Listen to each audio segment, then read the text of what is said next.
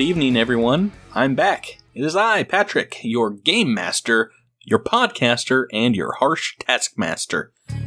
Back again to introduce another episode of Cosmic Crit, all by my lonesome. Feels good to be back here and getting to open up the show once more. We have a very fun game to get to, so let me get to it. Just a few announcements. We announced our First Friday fan challenge for October last week on Twitter and our website. This month's challenge is to create a commercial or an advertisement for Absalom Station radio or TV. So you can write up the script and we will act it out, or feel free to record your own and send it in to our email at cosmiccrit@gmail.com.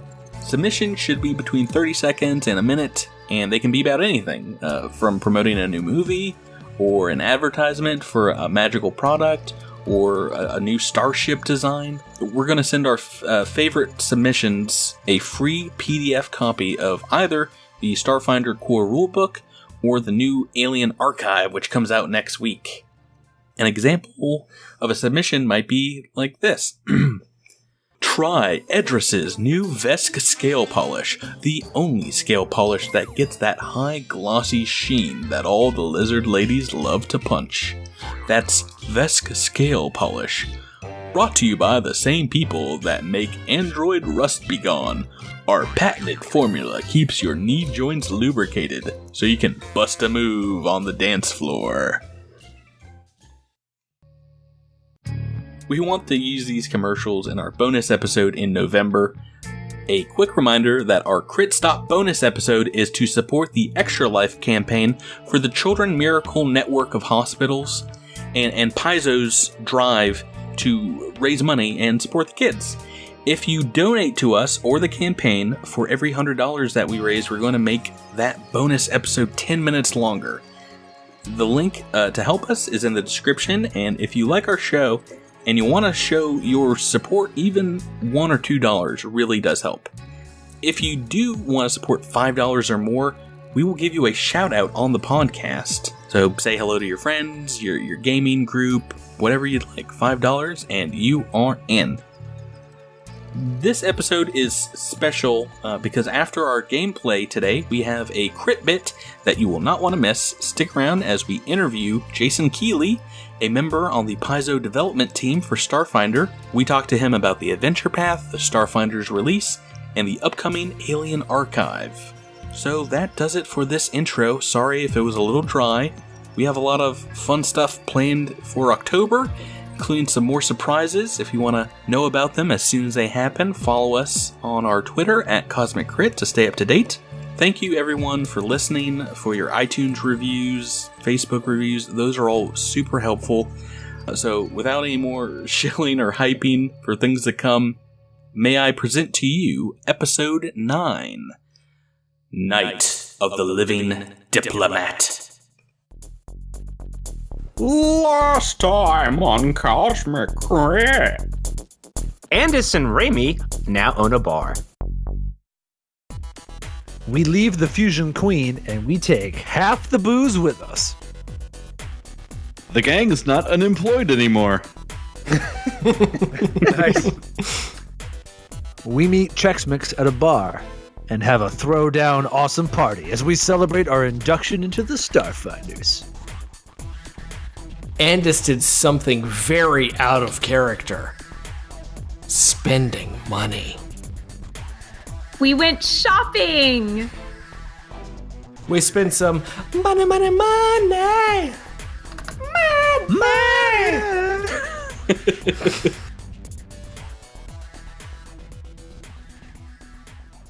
Episode commencing in 3, 2, 1. Episode initiated. Well, it's that time again. Time to engage engines and make the jump to crit speed. We're back for more cosmic adventures. My name is Patrick. I'll be your GM forever and ever. And I'm joined by my 5 player friends around the digital table. To my left is a guy that is the president of the Culture Club, Drew. Pick a card, any card. To his left is a man with 2 brains, Jabert. Soy Gilberto. Across from me, the space wizard who plays it by ear, Miles. Good evening. Next to him, a photon favoriting fighter, Rebecca. Hello, hello. And finally, on my right is a towering powerhouse made of scales, Tyler. Orewa Edras Vararas. Yoroshiku onegaishimasu. Hey guys, welcome everyone back to another episode. So I just wanted to thank everyone real quick that submitted to our Create an NPC challenge in September. We got so many amazing submissions, and we're going to use, I think, a few more than we said we were, which is awesome, and they'll be still coming out in future episodes. We had Mello first, and then last week, Grestamar, and I'm excited to, for a few more of these awesome characters to pop up in our adventure. That was a lot of fun. I had way too much fun. Was Mello the reading guy those. that approached me at the dance The floor? Fusion Queen? Yes. Could have been a dangerous situation as you're trying to lay low and dance off, pants off. But be warned, NPCs, one of these days you are gonna get it. We did have some pretty cool submissions for enemy NPCs, some bad customers. Bad customers, you are gonna get ejected from the store. Oh, brother. How are you guys doing? Pretty good. I'm Are doing you wrestler impressions, ready? man. I'm good. Are you ready for some Starfinder? Yes. Oh, Absolutely. Rebecca, your answer always is get to the game. Stop with the crit I'm here chat. to play. Let's go. Come on, I'm coach, here to put make me in. friends. Oh, I'm not here to make friends. I'm here to roll dice. Drew, is this the only voice we're getting from you this week? Maybe. I haven't decided yet. Brother. Oh.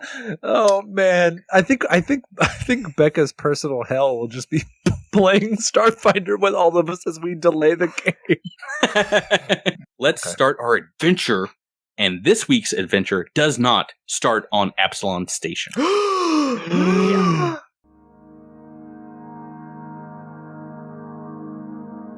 We are millions of miles away in another star system altogether. It's a pale gray planet with a barely breathable atmosphere, a spire-like rock formation set against a bleak black sky, creates peaks and valleys that meander like a viper over this planet's dead surface. While the planet seems dead, there are signs of life as ancient symbols carved into the gray rock dot the landscape. ANDIS, you walk among these formations, your hand running over the cold stone, wondering at the ancient texts.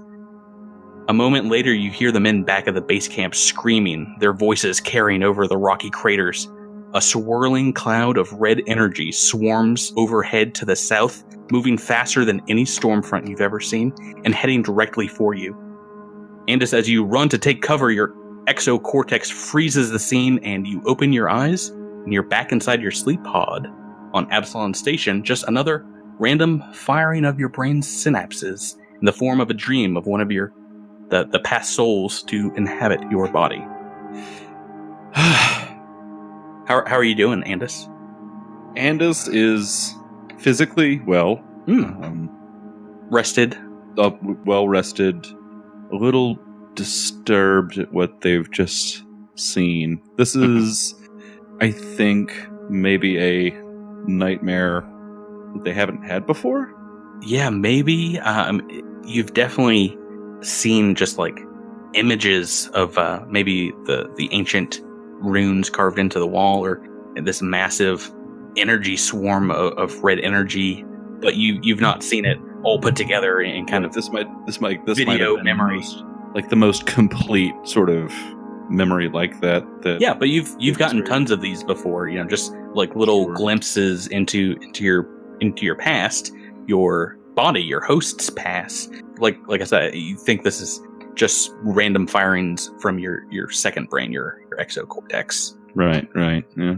Great. So we did all the shopping last week. You guys are Starfinders now, basically, and you're just kind of laying low. You don't have a mission. So yeah, we don't need to roleplay everything of what your characters are doing with your free time. But what are you guys doing now that your first mission is done? You've figured out who killed Creel and kind of gotten justice by taking out his killers.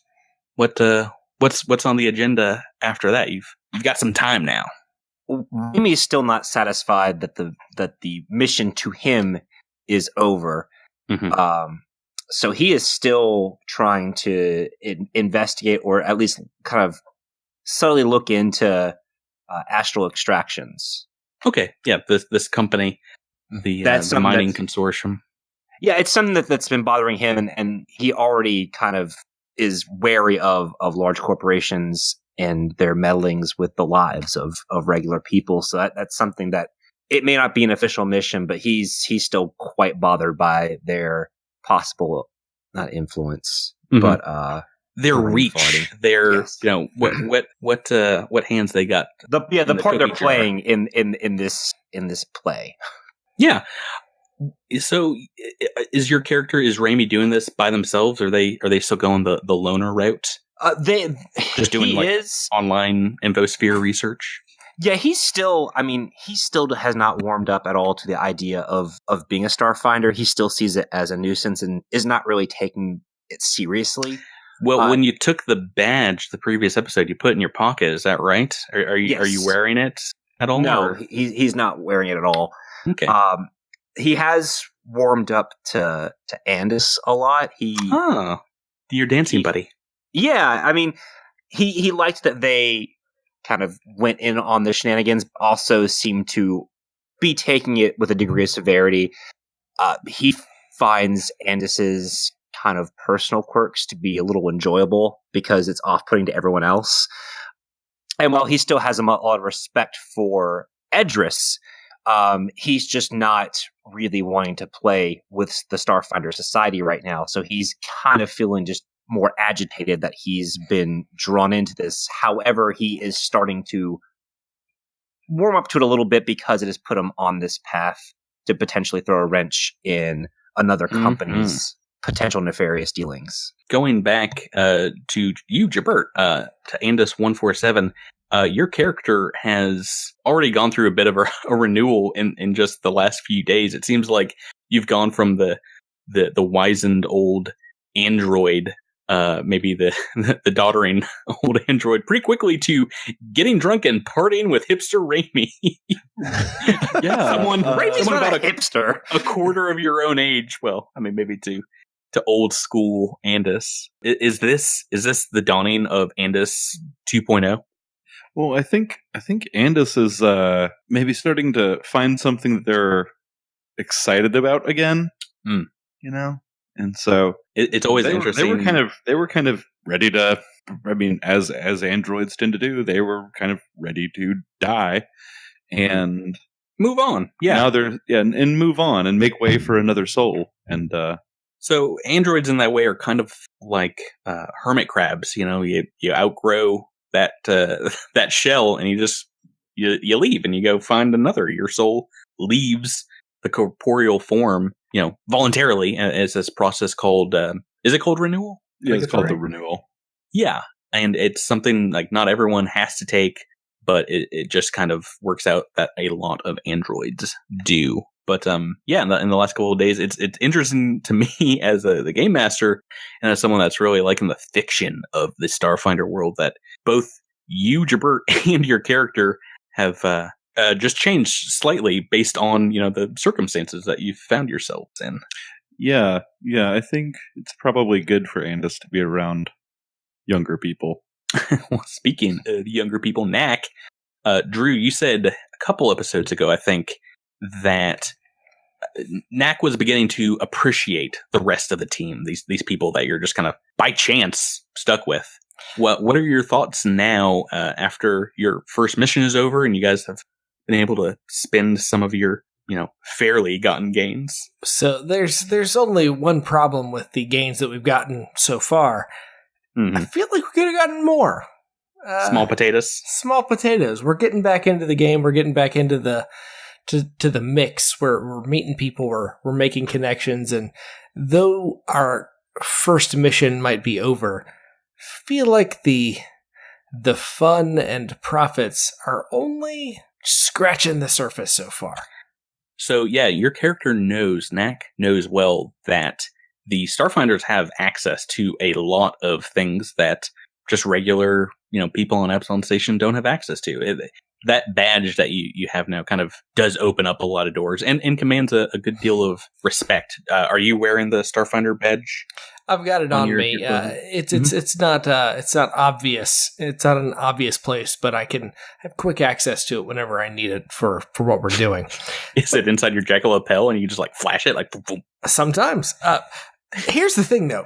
See, I have an eye for talent, and there is this Solarian. It seems like 2 days ago they drew first blood, but now they are just taking care of business in every interaction. You got her and you got Edros, which are they just two giant meat shields, murdery meat shields for Little Knack? Look, you got the wonderkind fire throwing person, and you got the big Vesk monstrosity. No offense, Edros. I don't think you're actually a monstrosity, but that's what I'm calling you on the street so that people know that we're serious. Edros, the monstrosity.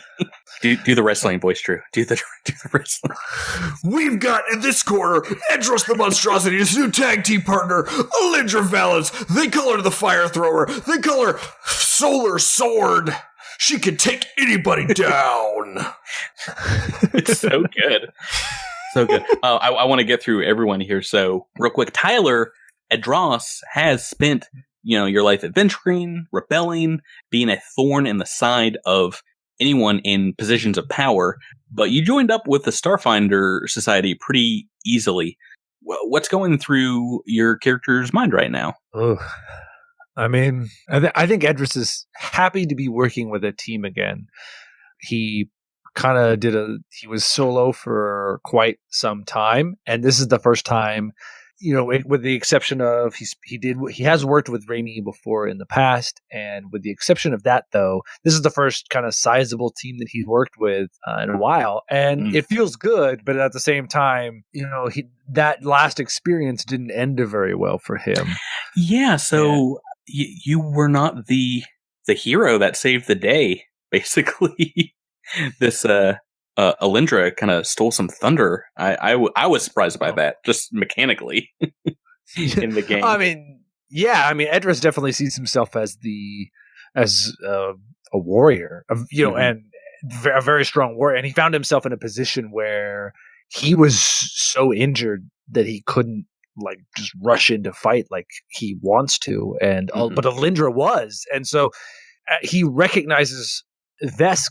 In general, recognize the strength that Solarians kind of possess, and so he knows that she's strong, and he likes that. But at the same time, he wants to fill that role. So that part is conflicting. But he is happy to be working with a team again and joining the Starfinders. I mean, it's interesting because he's never been a part of an actual legal organization. So this is very new to him. But he's also pretty happy because I think one of the things that he would want to look into on his downtime is if he can look at the docking manifest of what ships have docked in Absalom Station. Flight plans, things like that. Yeah. Yeah, that will be a lot of computers checks that we can run, but maybe you have someone on your team that could help you run them when you have some more time, some more access to the Lore Spire complex, perhaps. Exactly. He's very happy to finally have access to this, just database. Some more information that can help him with his long-term goals. And finally, Alindra, you're maybe after you guys went on your shopping spree, you're headed back to Professor Pasalar's apartment. How is Alindra doing? She's been in a whole bunch of fights. It seems like over just 2 or 3 days. And has been taking them in stride. Yeah, but she's still kind of reeling. I mean, she's been going nonstop, it seems like, for the last couple of days, and has had a lot on her mind to have the conclusion of this mission, to see this through to its conclusion. She's finally getting a chance to sort of reflect on what has happened, and I think it's not so much the death that bothers her. I mean, I think that she feels like that was well-deserved and these were bad guys that were, hurting other people. No moral compunctions. No, it's not really a moral thing. Slice them. slicing and dicing. But it is reminding her that like she has this power, and while she seems to have proven herself and is feeling much more confident than she did 2 days ago, she's got this renewed desire to really connect with the Solarians, find the Solarians that might be part of the Starfinder Society or in Absalom Station, to kind of pick their brains and get some guidance on how to really hone her skills more than she has been. I mean, that's why she came here in the first place, is to really seek more information about these strange new powers that she seems to have developed. She also you just kind of stumbled into them. Well, so you don't know too much about being a Solarian, but you trained with your mother for many years. She's a blade instructor. So when you first formed your energy weapon, I imagine it just came pretty naturally from combat training back on Castrovel. Yeah, absolutely. So, I mean, she's familiar with melee, but the whole Solarian thing is just kind of a mystical thing that she's read a little bit about, but really doesn't know a whole lot about. So, she's still seeking more information about that.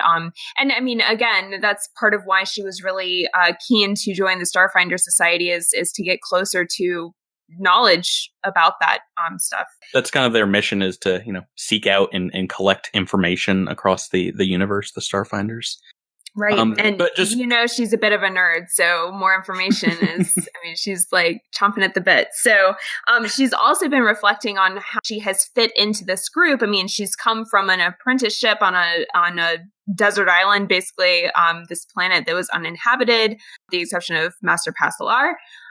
So she's not really used to working with people a whole lot, especially over the last couple of years. But she feels like she's fitting in pretty well, considering, and she's gaining more confidence, not only because of her abilities, but also because she has the support of these teammates.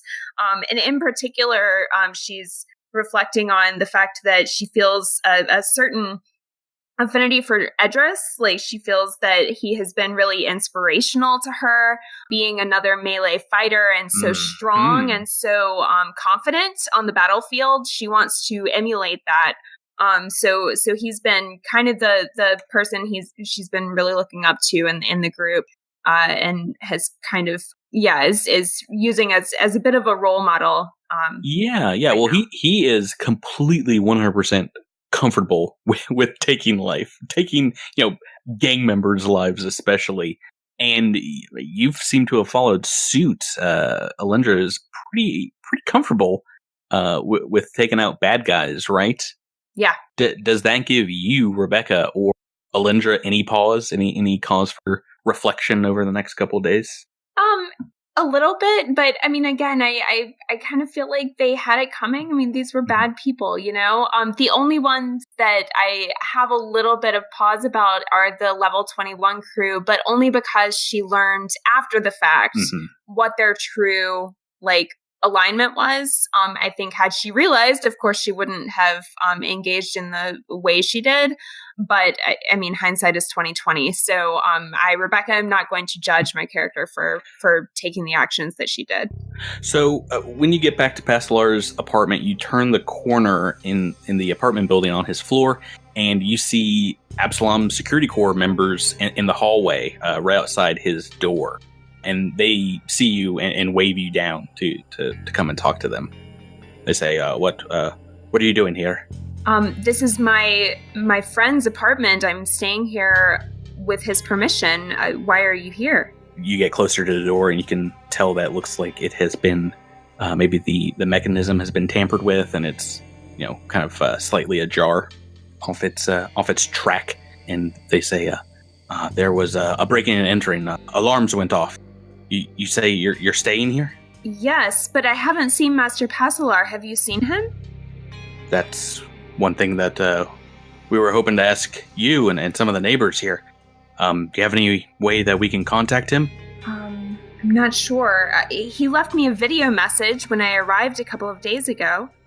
We have access to his system. It doesn't seem like he's been spotted here in the building for over a week. Is there some place that you can stay? Can you find some other accommodations maybe over the next few nights? because we're going to be conducting some investigations here. Yes, I'll get in touch with my friends and see if they can recommend a place. Good. Please, if he tries to get your contact information, and he hands you a card for the security corps. Yeah, just kind of shoots you down the hall after that. So hold on, before I leave, can you get in touch with me if you hear from him, and just so I know that he's okay? And I'll do the same for you. If I hear from Master Passalar, I will absolutely alert you of his presence. Oh, yes, we thank you very much if you do that, and we will contact you as soon as we can track him down. Okay, thank you. So you leave, and they continue their inspection of the apartment. There's a few technicians, and they're carefully.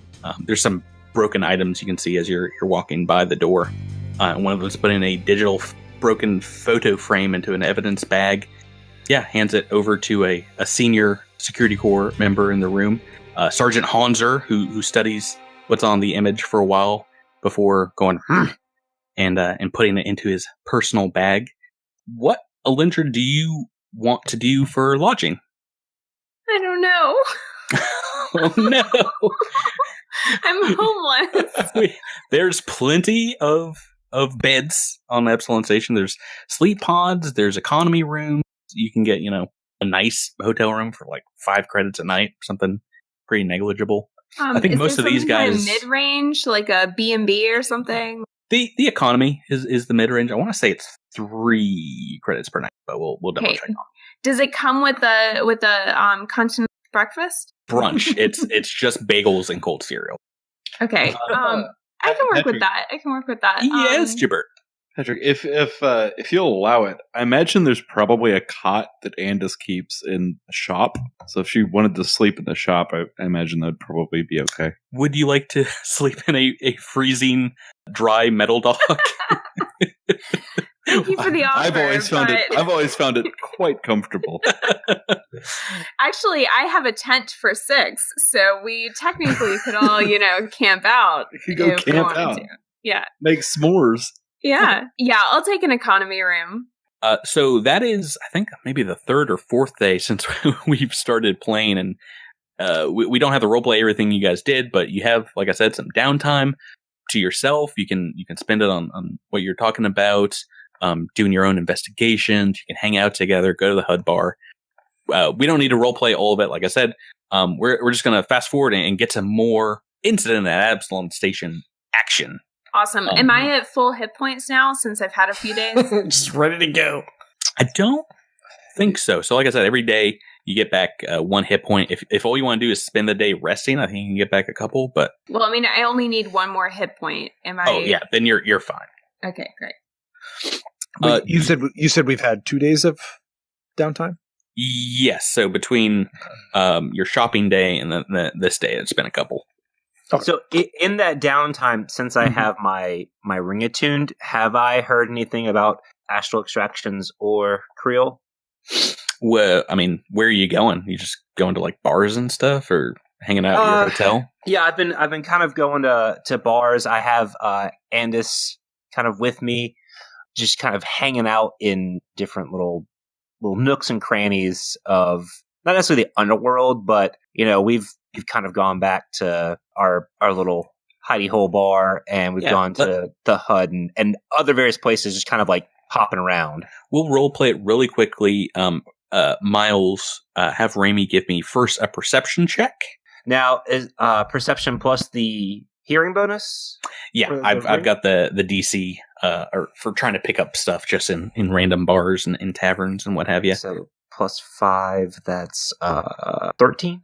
So you don't get too many hits if you're hitting up a few of your locales, but in this one quieter bar, an Android joint called the Click Clack Bar, it's like a quieter part of the day, and you do actually hear a couple of barflies, and one of them does say astral extractions. Okay.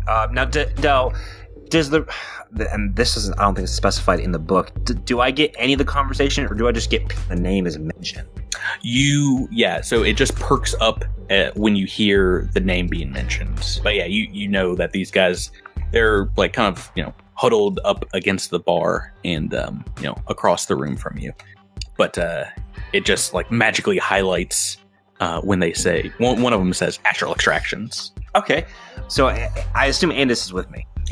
Depending on what part of the day it is, Andis would join you. Andis is trying to.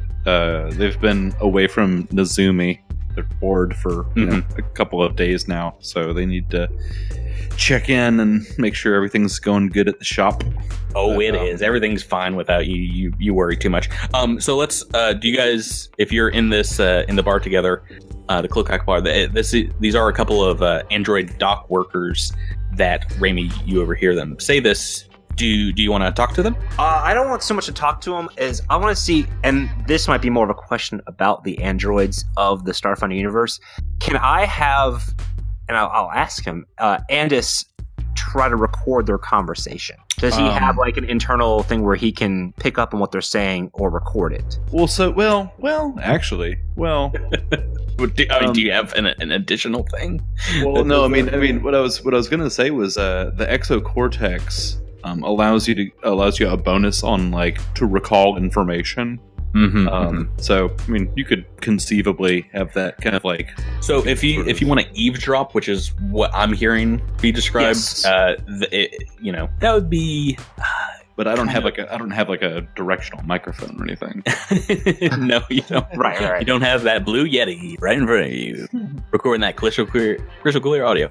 So you can either try and diplomacy these two guys and chat them up, or just try and subvert their conversation to sneak up behind them. I get a +4 for stealth, so I'm going to try that. Okay. So you walk up behind them and you hear a little bit of the conversation. It just sounds like they're talking about the drift rock and the ghost ship, the Acreon, and one of them is talking about the mining rights and the dispute. And when you come over, one of them looks at you as you're standing over his friend's shoulder, and then just kind of clams up, and they go back to drinking their drink, and they kind of get quiet. Speaking of astral extractions, Raimi, you've been doing some research into them, finding out, kind of basically the same story you've found out about a lot of very large corporations. They've got their fingers in a lot of pies. Their corporate office is, they have a main branch on Absalom Station, and it's located in the Ring, in Blue Rise Tower. And it's someplace that you guys can just go to if you want to try and talk to someone there. Is that something that would interest you? It is. I would rather, as far as that goes, as loath as Raimi is to admit it, I think he would prefer to go there with the team. Mm-hmm. Typically because when he works these kind of missions, it's better to have some people kind of put up a face. He wants to kind of blend back to the background if he's just going to be picking up on stuff. Mm-hmm. So going and poking in and putting a face to his name is not something he's interested in doing. Do you guys want to go as a group? Is that something that'd be interesting to you? See if you can put faces on the company, because right now you have a couple of initials and their address. You don't really know too much about the company itself or what they're all about. I feel like what are we hoping to accomplish if we went there and found out who it was? Do we kill the guy? Like, what? Well, I feel like step? Please don't do that.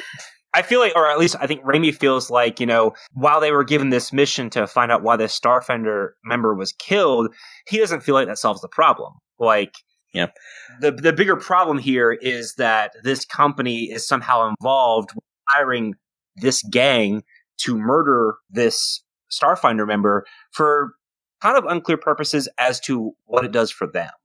Mm-hmm. Yeah, it's up to you guys if you want to or not. I think I gave you this option when you were just investigating the corporations and investigating the gangs earlier on. Did you want to put it to a vote, or do you want to just move on? We can go to the next part of the adventure. If Raimi called up Edris on his personal comm unit and said, "Hey, I want to check out Astral. I want to check out the offices. Do you want to go?" He would definitely accompany Raimi. Has no interest, but he would do it just as a favor. Mm-hmm. I don't think that's something Miles, you would think Raimi would want to do. Is that correct? I don't know. I mean, like I said, he would prefer to go with a group so he can kind of slink back. Well, Maybe hack a terminal or something. Do you guys want to do that now? The question is, what information do we think we could find based on the security of their computer systems, the level that this might go to, you know? Right, that's sort of my thought as well. It's, if you show up at the front door of a major corporation and ask them to see, like, a high-level manager, they're just going to be like, why don't you get the hell out of my office? Yeah, it feels like we're looking for trouble. Like, right. I feel like we've kind of accomplished what we need to accomplish. I understand that it's not a totally satisfactory ending, but right. I just don't know what else. Like, all you can do is attract the ire of this corporation, and I'm sure that they'll come up again. We will but eventually I don't have really want to make enemies with them. I actually have another question. Did we happen to receive a response from the message that we sent to... That's a great question. Well, and I will open up my data pad and I take a look. Of course, there's no response. Oh, I would tell you guys if there was. Well, at least it didn't say to be continued. Inside the data pad is Hey, Andis, I think you should turn push notifications on your data pad. so we know immediately. All right, I'm gonna turn that on. Okay. Well, if you guys don't want to do that, we're just gonna fast forward, and later on in that same day, if you guys are meeting up and chatting, or wherever you are, if you're in your residency, if you're in your hotel rooms or at a bar, a messenger shows up to where you're at. Like a courier, and has you sign for a very small package. And if you do, all of you do, inside this box is a very small obsidian envelope. There are waves of icy vapor coming off of it. It's like on a material that it seems to absorb light and heat. And when you open it up, you see it's letterhead from the Eoxian Embassy here on Absalom Station. And remind me who Eox is? Is that the undead planet? It is, yeah. It's a planet that it's kind of a dead planet. The inhabitants are like magical undead creatures. Yeah, and just to metagame for a little bit for folks who haven't quite, this was the thing that surprised me about the Eoxians when I was looking into their background. They're a member of the core worlds. They're not like this. Oh yeah, the Pact World. They're a Pact World. They're not, quote, the bad guys, unquote. Well, the main species is the Lebrians, and they, many years ago were forced to transform themselves into undead to what they say survive this ancient cataclysm that almost destroyed their planet. So they, at one point, they were, just regular people, like any of the other Pact Worlds, but they had to kind of transform themselves into the quote-unquote monsters of polite society in order to, just continue existing. But yeah, they're a full signatory of the Pact Alliance, and all the undead inhabitants there are equal citizens in the Pact Worlds. Okay, well, what does the message say? Right, so in bone white lettering, the missive reads, "By the decree of the Council of Eox, the Nine Unspoken and that which dwells in the dark, your presence this day is requested at the Grand Embassy of Eox at 9000 Parkside within the Eye. There, when you shall assemble with your counterparts in the employ of the Starfinder Society, you will be granted an audience with His Excellency, the Chief Ambassador of Eox, Gevalarsk Nor." Man. Say his name again? Gevalarsk Nor. Gevalarsk Nor. Okay, I would like to roll a sense motive. Just on piece of paper? On a piece of paper. Am I in trouble? Well, this might be you rolled quite well. Pretty simple culture check to find out what you guys know about the planet of Eox and what you might know about the embassy. Yeah, you've already rolled it. You recognize the name, maybe not him by face. Oh, what do we have? We have a natural 20 from Raimi for a culture check. Well, yeah. Well, and Alindra rolled a 16, and Andis. I think everyone here might actually recognize Knack. Oh, maybe we should do Tyler. Tyler, are you part of the Cool Kids Club? Can you roll above? It's a DC 15 to recognize. Well, this letter went to ANDIS, right? Oh no, everyone. You all got one. Everyone. Oh, I misunderstood. Okay, yeah. I mean, I can roll a culture. 14. It amuses me that your character once again is the outsider, the stranger in a strange land, as it were. The rest of you guys do know that Gevalarsk, it's the head of the diplomatic delegation to the Pact Council. So he's like, a big shot in the Pact World's ruling council. And like I said, you might not know him by looking at him. He might look like most Elebrians that you have seen in your time, but you have heard the name, and you know that he's a pretty important player. He's kind of up there on Absalom Station as far as this people in the government. So this is an invitation we would not want to skip. Yeah. So to get back to your question, you're not in trouble, but it's pretty serious. It's like if a president of another country or some kind of very high-ranking official were to invite you to chat with them. Andis frames their letter from Justin Trudeau and hangs it on the wall. Oh, jeez. Who cares if he's evil? He's got those cool socks. He's got those sweet socks. So cool. Those Chewbacca socks. Current events on the Cosmic Crit Show. Right. So, do you guys join up and head on down to the embassy row? Well, I mean, yeah. As soon as we joined up, I think Edris would be like, "I have no idea who this is or what this planet is. Can someone explain what's going on?" Oh, well, you at least know the planet, because it's like one of 10 planets in the system. But I've not. You don't know the guy's name. I've forgotten my name. I mean, technically, I should make you roll separately for that. Tyler, why don't you give me another culture roll? It's a DC 5 if you to hear of the planet. I'm not joking. It's DC 5. I'm going to fail this, right? I cannot wait. These are my favorite. I barely made it. I rolled a 5. Nice.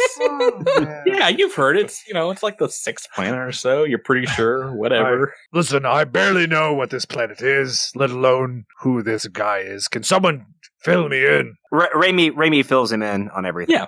So Gevalarsk, like I said, pretty high bigwig. So you guys, if you're heading down there, it's in Absalom Station's wealthy Parkside neighborhood in the Eye. So normally you say?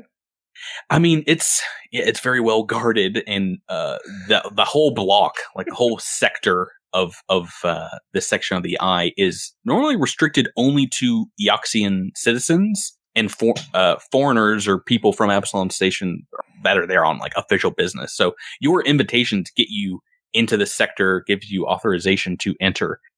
And yeah, so you get to the embassy, the Eoxian Embassy, and it's decorated in a style reminiscent of traditional Eoxian architecture, black marble and white limestone carved into these organic arches that as soon as you step in, it looks vaguely like the curvature of a massive rib cage. These vaulted ceilings, there's very sparse furnishings around the embassy.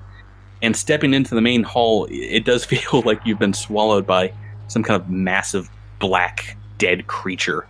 As soon as you step in, a pair of undead skeletal attendants in armor lead you down a few hallways. They take your invitations, and they set you in front of a couple of iron doors that look like a million sharp needles pointing in like every direction. And you're ushered inside.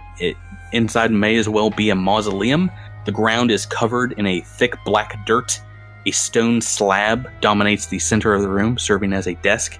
The chairs look like tree stumps of twisted black vines formed to look like hands reaching out of the soil, and candles burning crimson lights. This figure sitting behind the desk. So Gevalarsk is a necrovite, a Librian necrovite. He's got this elongated cranium. He kind of, the natives of Eox, very clearly undead. They don't have like flesh on them. there's this eerie light that burns in their eye sockets. Raimi leans to Edris and goes, well, this isn't ominous at all. I have no idea what's going on. And this is very, very weird. He told you what was going on. Who is this guy again?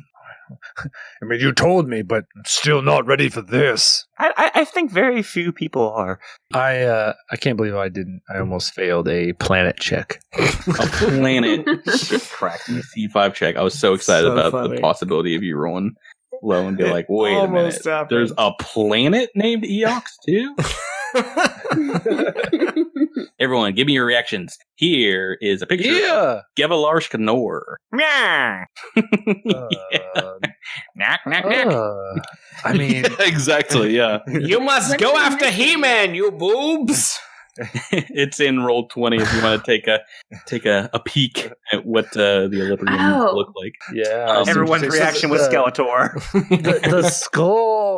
The skull is so inflated. It's just so much more. Right. I kind of thought Mars Attacks. Oh, yeah. I agree. It's kind of Classic. like Mars Attacks, but it's just a skeletal head with greening, burning eyes. And I love it. oh, and I want to then, wake up to it every day. This particular picture, he's wearing like a red coat with gold trim and a raven like- skull. Oh, yeah, no, he's Epaulets on there. Like, He's wearing very, very nice kind of formal attire. got a cravat. It's a Victorian naval uniform, you boobs! Right. So he just kind of throws out his arm and gestures to the chairs in front of his stone desk.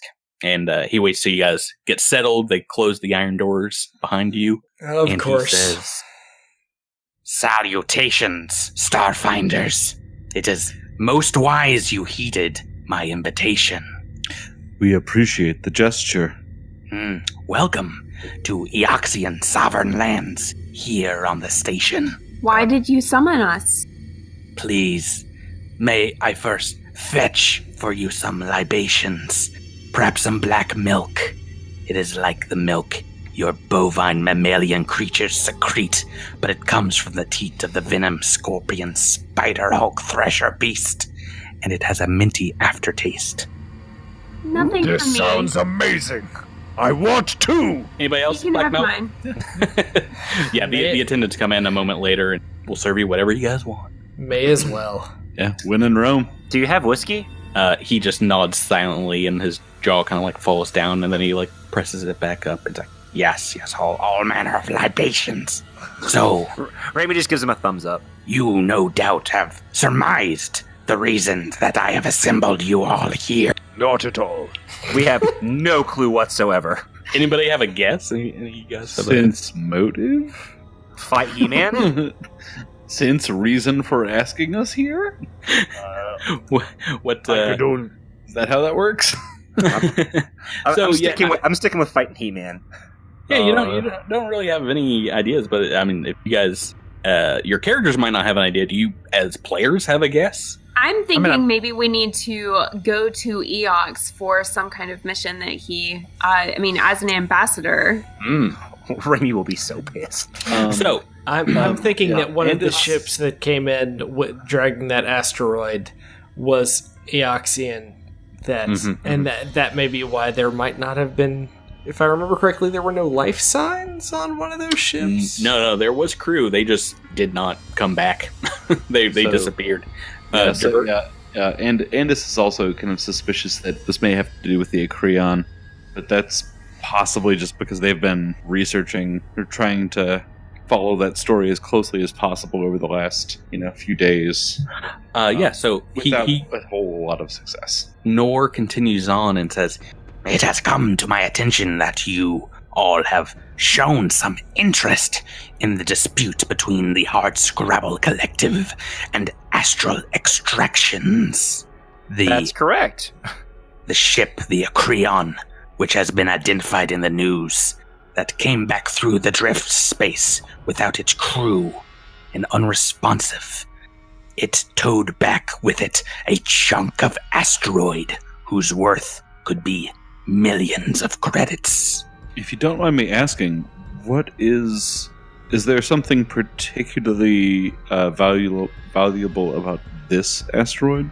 So, I mean, you in following those news streams, you probably know that it's kind of a rare find, I guess, if it is from drift space. But it's a very, very large chunk of rock, and this is supposed to be out of drift space. Yes, yeah. So that's why it and the ship, because it came back without a crew, has been quarantined. They don't really know what it's all about. Right. So it could really be from any plane of existence, technically. Yeah, I mean, it can be from another section of the universe, and the crew just is not there to kind of say where they got it from. So could be from Galarian itself. Probably not. that'd be crazy. But so first AP level 1. Guess what? You found it. So he continues on and says, while the companies have hired legal representation in the courts, justice here on Absalom is rarely swift and often slow.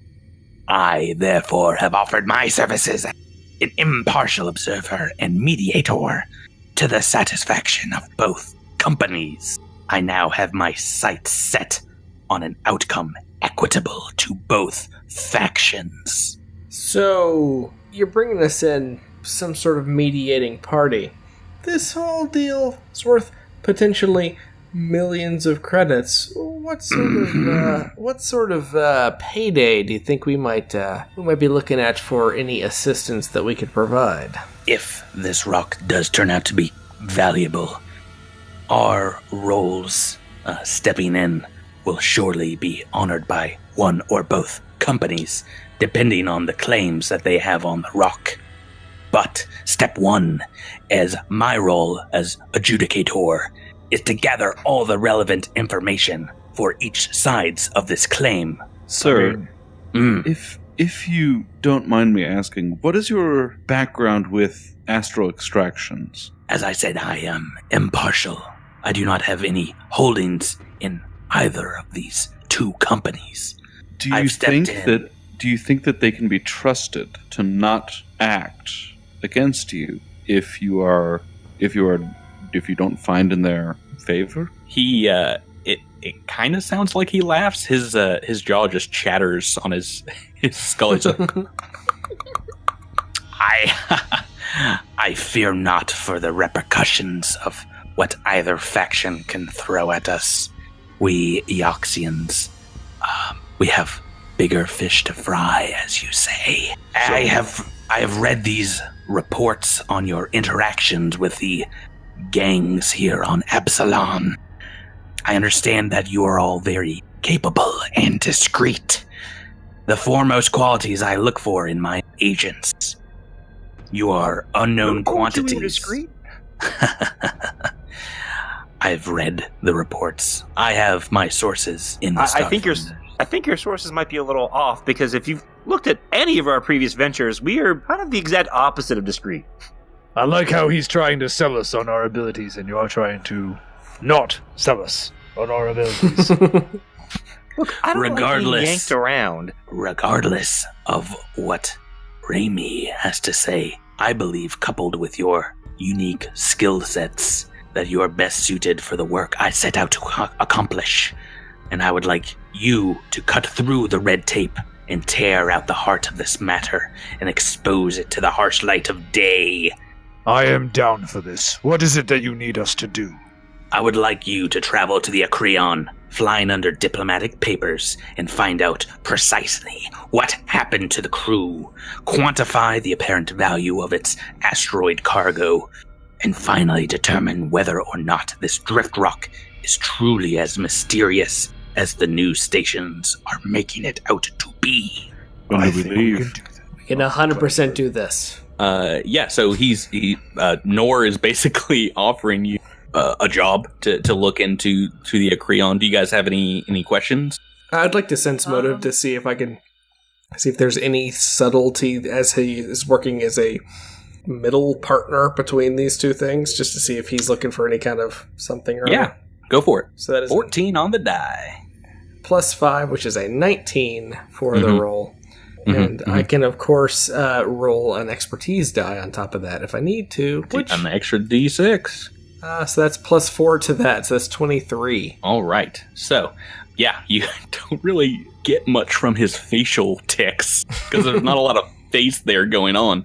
But if you ask him, about that, he says, that he believes in the power of diplomacy and he wants to avoid violence on the issue.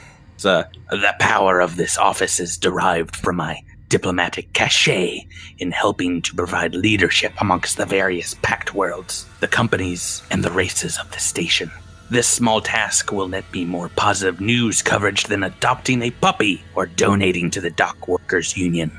I think Edris would chime in and say, "So you want us to check out the ship in the rock? All well, and I agree with this plan.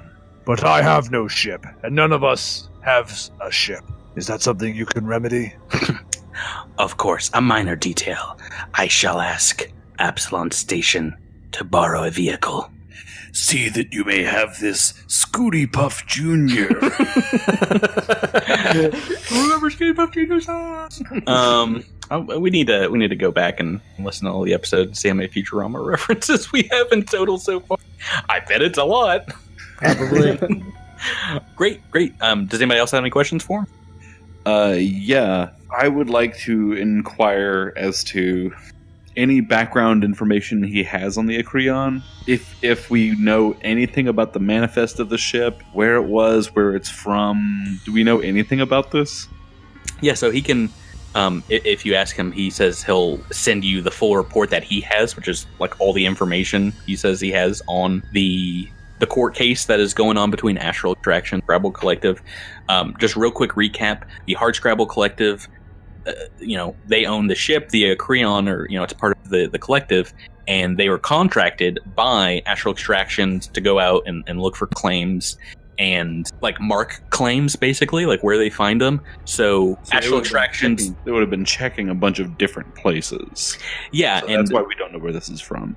Well, pretty much, and they would have rights to mining claims wherever they had found some rich veins or some, like, asteroids, nor as an arbiter in this case before it goes to court, which can take a long time because, if it is worth a lot of money, then they kind of want it as soon as possible. The longer it goes into court, the less valuable it is, I guess. So, yeah. He gives you almost all that information, and it's a lot to pour, like contracts, legal jargon, but you can do that later on. Take some time and read through it. Yeah. Anybody else? Any other questions? No, despite Raimi's petulance, he's actually okay with this mission because it falls in line with what he wanted to look into. Right. So you're kind of investigating the ship, but also the companies. Great.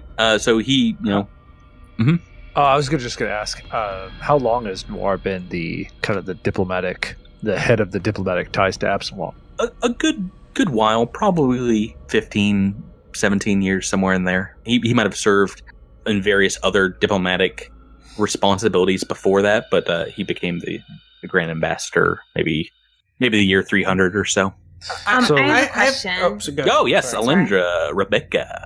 Yeah, I was going to ask, do you have any hypotheses as to what we might find by investigating? He leans back in his chair and says, "That is the great mystery. There has been some investigations from afar, but they have yielded no answers. You need to crack the hull of that ship and look into its records, see if you can find any of the crew. That is your mission." Well, then when can we get our ship and when can we leave? Yeah, so as he's hammering out the details, he invites you to leave. He'll pass that information along, but as you stand up, he says, "One last thing. A minor detail. Of course. I would ask a favor." He arches his hands in front of his face, deepling his fingers, in the Mr. Burns evil look. And he says, "Within the cargo hold of the Acreon package, one marked clearly with diplomatic transit papers and marked for delivery here to the embassy. As the ship is under quarantine, I have been unable to retrieve it. If you were to happen to finish its transit and deliver it to me, then I would consider it a personal favor, and I would be in your debt. What's in it? It is bound for me. It is nothing transported illegally. It holds no contraband. But, as I said, you're in a unique position to return it to me. Of course. Okay. If we see it, we shall return it. I don't even care if it was illegal or not. Yeah, Raimi doesn't care that much about the legality of nobody. It seems I have Knack thinks that hired the because right crew. because he said that it's not illegal or not suspicious at all, that it has to be both of those things, and really wants to investigate what it is. Do you want to do a sense motive? Yes. Roll both that d6 and your d20 because you're going to need every single ounce of it. Yeah, no, So that's you a can't 20. tell. Even with the Can't tell. 27, I can't tell what it is. Oh man, it's so high. It's the DC for him is so high. Even if he was lying to you, you would not be able to tell. Which is great. He betrays nothing on his face, but he says, Doing so, I will transfer credits to all of your accounts. 500 each sound reasonable? Fair enough. How about 650? How about 450? Oh, it's a shame we All right, Knack, it's time to go. Time to go, Knack. It's a shame we might not be able to find this important package. Raimi just closes Knack's mouth and just stop talking. Yeah, what's the strength DC to throw Knack out of a window? well, what's the break DC of the glass? That's Look, all I'm saying is he that's the real wants question. he wants us to go in there and get this thing. It seems like, he either gets it or he doesn't get it. So Yeah, and we get extra money or we don't get it. Yeah, Or I think we 500 is good. or we find the item and 500's fine. or we find the item and we figure out what exactly So it's 500 worth for to us someone and 350 else. for Knack. That's a good trade. There we are. 53. I love that you guys are business minded to think about this sort of thing. It's not that we're not business minded. It's just that through the act of you rolling, we have figured out that we cannot swindle this guy for half a credit, let alone 150 credits. Yeah, we can't swindle this guy, but we can swindle somebody else. Oh my gosh, can we please move on? Agreed. Yeah, so you get up to leave again, and he kind of nods and he says, Also, one more thing. This is the second one more thing, for the record. he opens up his desk and a small floating ball-shaped drone floats up into the air with an LED smiley face that lights up, and it calls out in a chirpy robotic voice and says, Throw it in the garbage! Throw it in the garbage! Shoot it! No, guys. Pew, pew, pew. Oh, we have so much more to go through. He says, "Hello, I am Robob, your robot observer. Oh, Lord. I'll be observing you on your mission. Oh, Please God. just pretend that I'm not here. I want to capture this experience cinema verite. Really get a feel like the viewer is right there with you." All right, yeah, come on, James Franco. Raimi, ANDIS, can y'all do a computer check to hack this thing to destroy it or whatever? Oh, God. Not in front of him, but I mean, as soon Yeah, as we no, leave- the Nor says, This observer shall accompany you on your journey to aid in the adjudication and ensure that all parties have no excuses after I make my final judgment. It will record a visual record and will be key testimony in my arguments. "You heard him. I'm key testimony. That means I'm important, and you can't throw me in the trash can." Like the Raimi, last, like- Diplomat, I follow. Raimi around. holds one hand up and asks, "Does he have to talk?" Robob, please, quiet. And yeah, it just goes on silent mode. Oh. It's still zipping around. Oh, I That's think fine. it's kind of cute. Look at it fly around. Yeah, as long as it's quiet. Yes. Please take this, robot. Complete your mission. And I have one final favor to ask. Name it. He says, "To be continued." No, I throw him in the garbage! I shoot him with a laser! No, it's fine. It's fine. He's fine. He had like That's four gonna do one it. last things to ask. Yeah, no, it kept going on. I liked it. You never knew what was going to happen. I got you with the false robot. One more thing. Oh, before we go, Uh-oh. what did the black milk taste like? Oh, it was great. I mean, it looked disgusting. It looked like liquid dirt, but it tasted awesome. It was like a mint milkshake, and you don't know why you don't have these spiders on like every street corner just dishing these things out. I think Edris has a new favorite drink besides booze. Yeah, black milk. Remy had whiskey, so Great, that's going to do it for us. We're at an hour or so, and I'm very excited to get our adventure, which, believe it or not, hopefully, we're going to get on a spaceship. Yay! We'll see. Maybe we'll get there. Thank you If guys. we could get down the hallway to the hangar, then But before you get in your spaceship, I've got one last thing to ask. I got one last thing. Oh, one more question. wait. One more question. 20 goblins Actually, jump out. I really do have a question, though. Uh-oh. Like, isn't the Acreon docked at Absalom Station right now? That's a great question. It is not. It is in quarantine orbit, like many, many thousands of miles away. Oh, quarantine orbit. Yeah, I interpreted that to be like it docked here and then we put it in quarantine. Okay. No, both the ship and this huge asteroid are well outside the ship's kind of gravity pull. It's in a very low, high orbit. Gotcha. Great. So, did you have another question? No? Yeah. What's up? Do you like jazz? What?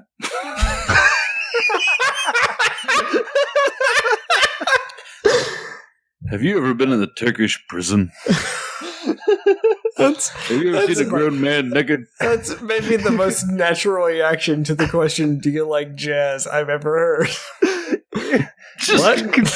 You can Just confused I was silence. thinking about wrapping up the episode anytime. Whatever. I'll leave all. Yeah. Thank you guys for playing with me. Thank you. And spending the time here on episode 9. Everyone say goodnight. Good night, everyone. Patrick, Night. one last thing. One last Night, question. listeners. One last request. Yes, Drew. Night, buddy.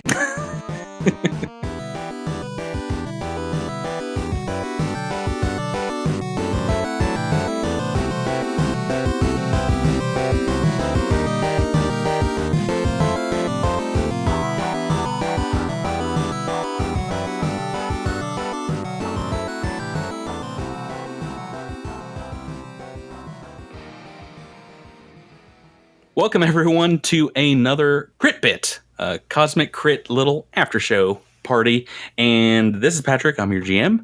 We're joined by a whole bunch of the players here on the show. Tyler, Miles, and Drew. You guys are all here, right? Yeah. Yes. Still here. Oh, thank Absolutely. goodness. I thought I'd lost you. I thought you'd played a little bit of my game and then took off. Thanks for If we're sticking ever around. gone, it's because you've jettisoned into space, and we can't scream out there. So I've muted your audio, cut your mic. But we have a very special guest for this Crypt Bit. Please say hello to Jason Keeley, one of the developers at Paizo. Jason, welcome to Crypt Bits. Welcome to the show. Thank you. It's a pleasure to be here. We are. I love what you've done with this place, by the way. Oh, thank you. Really good in here. Yeah. We redecorated. We did not change the name. We we threatened about changing it from Crypt Bits. That one stuck. Hey, you're stuck with it now. Somehow. Yep.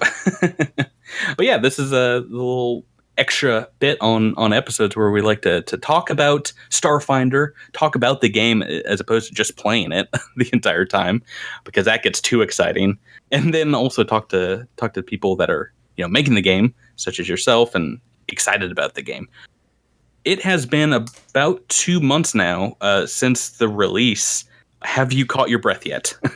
Jason? No, we're in a state of free fall all the time. Making the next book, making the next bit of the adventure path, outlining, getting people to write it. It's a constant stream of things to do, so that we're never bored, for sure. Yeah. And when I've talked to Paizo people before about the publishing process and, well, just long form publishing in general, they say there's that like year window, and then there's like a 2-year window, and there's not really any like, oh hey, let's take a break for a month or so and not do that. We get our time off on the weekends, so we're good. That's good. Where we get that's when we get to freelance write the game. Yeah, exactly. Well, I mean, speaking of the AP, that is what we're playing. We're playing Dead Sons here on Cosmic Crit, and you're writing or have written and turned in all of book 4. Is that correct? Yes, I wrote most of it. That includes the adventure and a lot of the monsters in the back, and an article on the city in which the adventure takes place. No, I'll try not to spoiler it for the. I know secrets that they don't know. Well, and listeners that might not want to be spoiled. Yeah, and there's an article on the drift in there that was written by Joe Piscini, one of our other developers and a friend of mine here at Paizo. Right, but you don't have to worry too much more about that because that's February. Is that no? Yeah, that comes out around February. Wow, yeah, that's right. So soon. That's crazy. It seems like it's right around the corner. We're in October now, so it definitely seems like a long time since Starfinder's come out because so much has happened in these 2 months. But the next big thing is the Alien Archive, which people, as we're recording this now, are getting it, both physical copies, and if you're a subscriber to the Starfinder, I forget what it's called, the main rule books. Is that rulebook the subscription path? I think, yeah. If you had done that right when the game started, you get the core rule book, and this is the second book that comes out, which is the Starfinder bestiary, basically, from Pathfinder. So this is Alien Archive, and Tyler and I, spoilers, we actually got to get a little peek in there already with the PDF. And we're in love. But Patrick, my physical book came today. I'm looking at it. Oh, nice. Very nice. I'm flipping through the beautiful pages. It smells great. Whoever made it.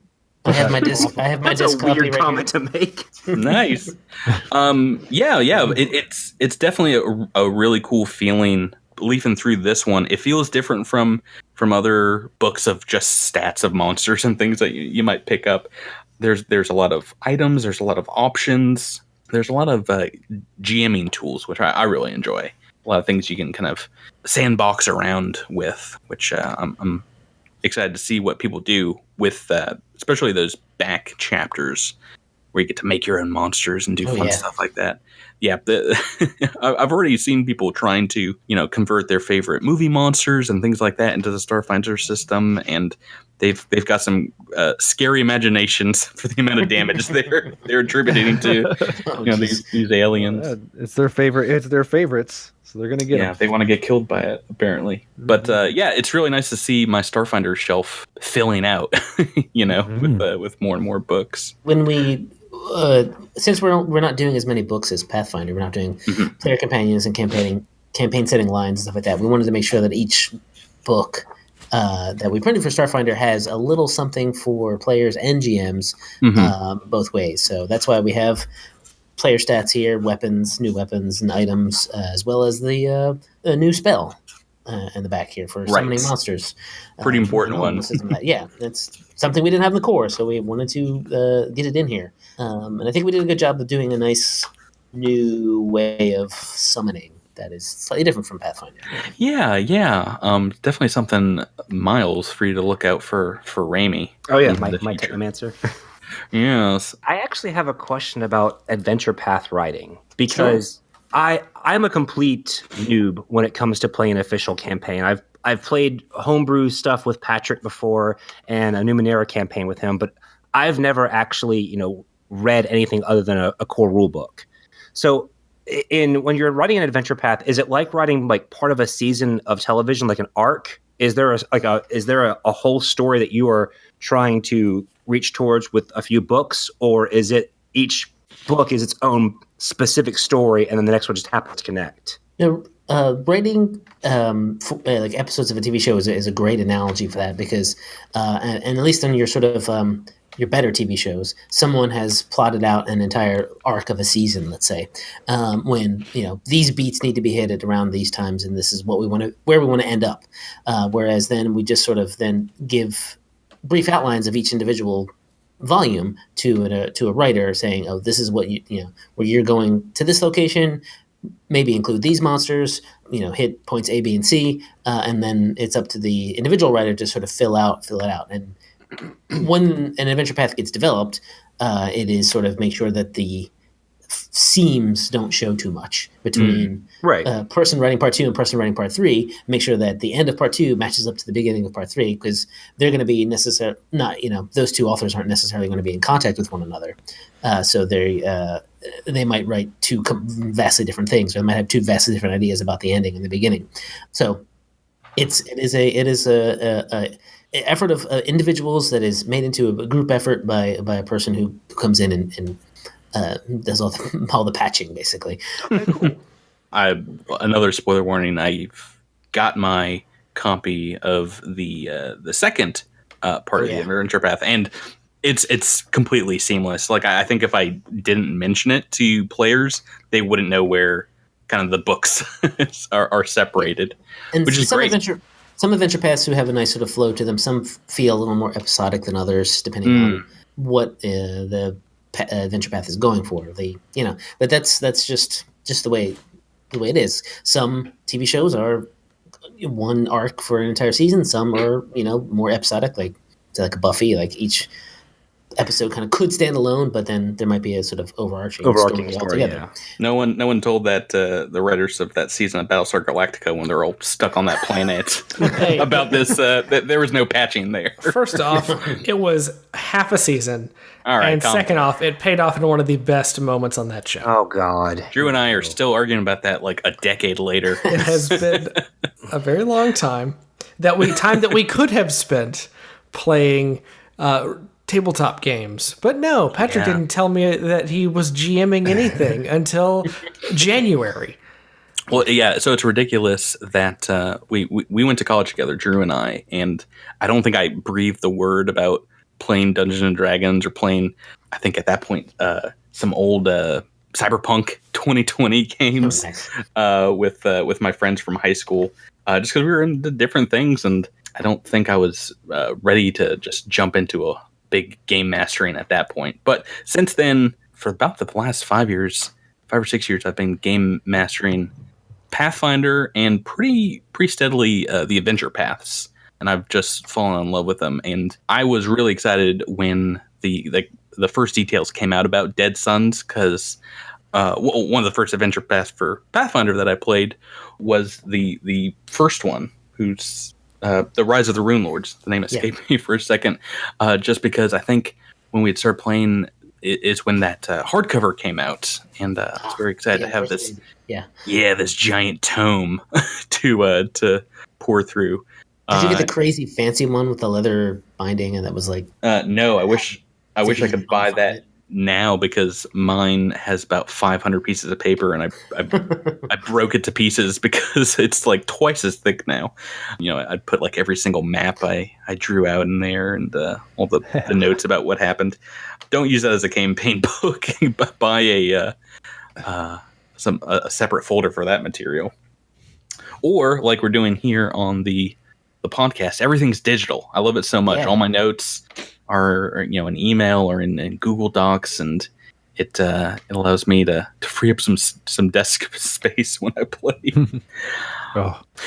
Was there any to piggyback on Miles' questions, any special difficulties you might have had with doing basically like a halfway point, in the adventure path? Yeah, not so much that, because it is the part I have is kind of a little self-contained. I don't want to give away too much. I want to talk about what happens a little bit, but I can't. So there's some just in general, just sort of, that was the first Starfinder. That's actually not the first Starfinder adventure I wrote, because I wrote the module first. Yeah, the scenario first. Yeah, and that's the one that Drew played, right? I believe so. Yeah. I think so too. DragonCon. Rebecca and I were at DragonCon, and we got to play two modules from the Starfinder Society, and one unfortunately all my notes are upstairs, so I can't remember. It was a. Did you do commencement? I didn't do commencement. That was the. Oh no, I was talking to Drew. Yeah, that's like the introductory one. I forget which ones we did that one, and then we did in a full playthrough. I can't remember the title of it. I'm sorry about that, but it was with the floating disc spaceship that shot out smaller spaceships. Oh yeah, Yesteryear's Truth. Yeah, that's yours. Yeah, that's the one. Yeah, I wrote that one. Yeah. That had a lot of fun writing that one, and you're gonna definitely see more of those beetle people. I wrote up. I can. A sort of. This is not too much of a spoiler because in volume 5 of the Adventure Path, there's an article in there that's just sort of more alien worlds and cultures to talk about that stuff. And so I convinced Rob McCreary to let me write about these aliens to sort of flesh them out a little bit more and give them more stats because you don't actually fight any of them in that necessarily in that scenario. So now they have stats and they are playable. They will be. These beetle guys. Final question, maybe forever for all your interviews is what's everyone's favorite alien in the Alien Archive going to be, and why is it Skittermanders? I was going to say, I don't know why people are so excited about Skittermanders. To be fair, made sure to make them kind of like different colors and real cute, and they look a lot like Stitch for sure. But a big butt. But they're weirder. Yeah. You downplay that quite a bit. Yeah. I don't want to spoil anything for people. If you haven't gotten your Alien Archive, probably about a week after you're listening to this, I think is when you can, if you haven't pre-ordered, you can get the PDF immediately October 17th. Is that right? Not sure. That sounds good. It's mid-October, and if you haven't pre-ordered the physical book, I really highly recommend you get to your friendly local gaming store or your bookstore or wherever you get your Paizo material and pick up the copy and just flip to go to SK, check out the Skittermanders, and they will be both your favorite alien, and they will also haunt your dreams. Is this one of the aliens that has the rule set on the pages about them to make them a playable character? Oh yeah. You can be a Skittermander if you really want to. So now I can't kill any of my players because they're going to come back as a Skittermander, and I'm not going to be able to GM for them anymore. No, what do you mean? There's nothing wrong with being a Skittermander. You want to help a lot. You want to be very helpful. Yes, they are. I was so excited. I wanted to make sure that they were different, and that they're going to have a sort of a goblin appeal, but I wanted to be different from goblins. Like a little gremlin-y. Well, I like it. And having them sort of be like part of the Veskarium, I was like, why didn't the Vesk just kill all these little fuzzballs right away? Oh, it's because they don't even understand that they've been conquered. That's the fun thing about them. They're just like, oh, you're in charge. That's cool. Good to know. And they just go do whatever they want anyway. I love it. I was really excited that you guys made them part of the Veskarium just because I play a Vesk, and I was like, oh, I can have an excuse to have one of these guys be like a friend in my backstory. Sure. He's been in your backpack the entire game so far. You're like, oh, by the way, I have a Skittermander manservant. His name is Kits. So it just hasn't come up naturally. How do I explain this, guys? This is why my backpack is an extra 45 pounds. Whew. Yeah, no, Miles and True don't know exactly what we're talking about. No, you guys all I know is that Patrick has been talking about Skittermanders for a long time. He was trying to... Gotta work him into the game somehow. He was trying to make cosmic Crittermanders. He's been doing a bunch of Skittermandery lately. Cosmic Skittermander. It just rolls off the tongue, doesn't it? Oh, so easy. So good. So easy. Pretty cute. Jason, thank you so much for being here. We're going to wrap up this crit bit, and we're going to keep talking to you on more crit bits in the future. Until then, is there a place where people can find and enjoy you online? Yes. You can check out my Twitter. It's Herzwesten, HerzWesten. And if you can tell me what that is from, you'll have my undying respect. Not just translate it from the German. Don't do that. No. But just tell me what book or movie, I'm not even going to narrow it down for you, or TV show that's from, then we'll have lots to talk about. Do they win your undying respect once they've cracked the code, the enigma? Yes. Jason, thanks so much for being here, and we'll talk again real soon. Sure thing. I'm not going anywhere. Yeah. And neither are we. Until the next Crypt Bit.